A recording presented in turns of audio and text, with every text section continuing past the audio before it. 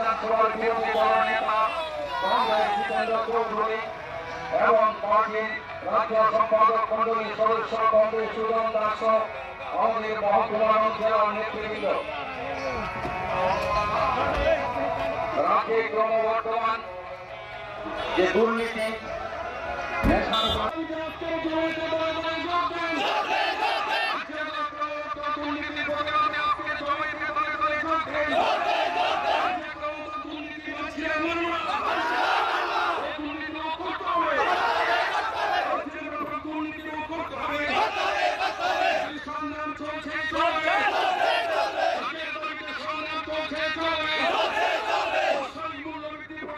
দেশের আইন কোথায়?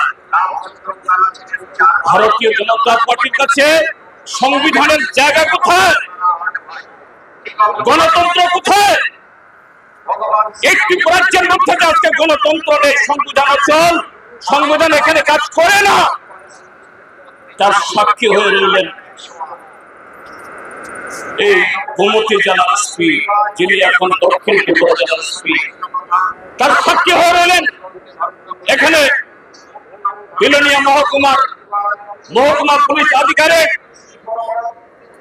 তাদের ইন্ডিয়ান পুলিশ সার্ভিসের ব্যাচ বুকের মধ্যে তাদের অশোক স্তম্ভ লাগিয়ে তারা ভারতীয় গণতন্ত্রকে, ভারতীয় সংবিধানকে প্রতিনিধিত্ব করছেন। আর তাদের সামনে আজকে এই বরপথরিতে গণতন্ত্র পুনরুত্থিত, সংবিধান পুনরুত্থিত।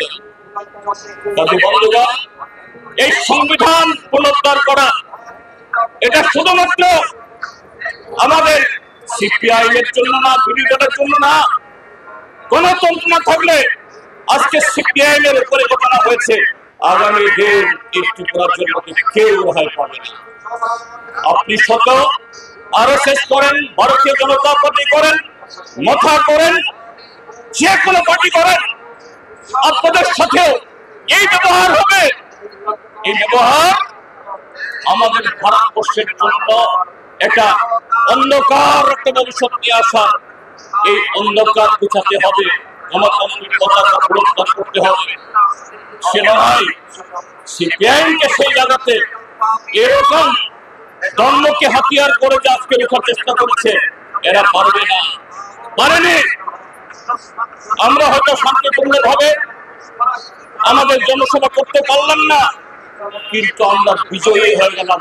আমরা দেখিয়ে গেলাম সিপিআইএম আছে, সিপিআইএম থাকবে, সিপিআইএম আরো বহু শক্তি নিয়ে ফিরে আসবে। এই বরপথরিতেই লাল ঝান্ডা আরো সহ্য হয়ে এই রাজ্যের সমস্ত অঞ্চল মানুষের শান্তি, সম্প্রীতি, গণতন্ত্র, উন্নয়ন সুনিশ্চিত